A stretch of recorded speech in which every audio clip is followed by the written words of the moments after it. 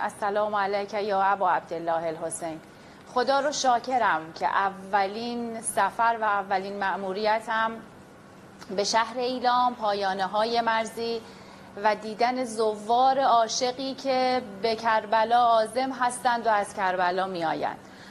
سرکار خانم، امروز این سعادت نصیب من شد که به پایانه مرزی حتما بازدیدی رو انجام بدم. شما مستحضرید بیش از 3 میلیون زائر عاشق امسال عازم کربلا و نجف شدن، عازم کربلا شدن.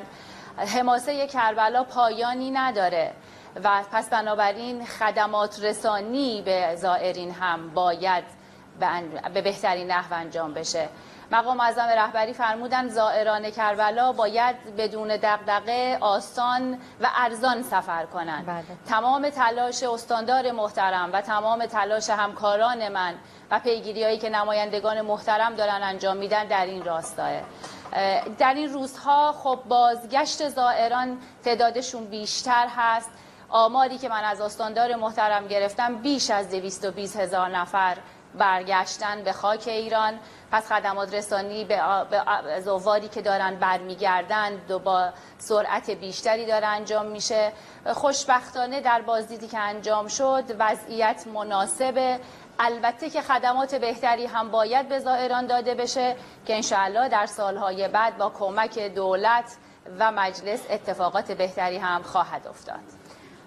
خب سرکار خانم صادق، فرمودید که وضع نظارت بر سفرها رو ملاحظه کردید. بفرمایید اگر مسافران با تخلفاتی روبرو شدن چطور میتونن این تخلفات رو گزارش بدن؟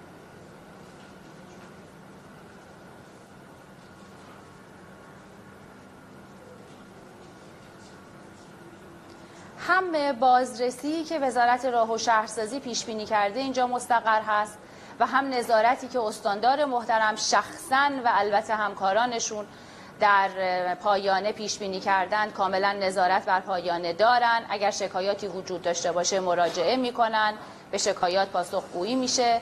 این رو هم عرض بکنم ما بیش از 50% ورود و خروج زائرانمون از مرز مهرانه. پس این خودش بسیار مسئولیت رو سنگین‌تر کرده و من از موقعی که وارد شدم همراه استاندار محترم شبانه روز در حال زحمت کشیدنم.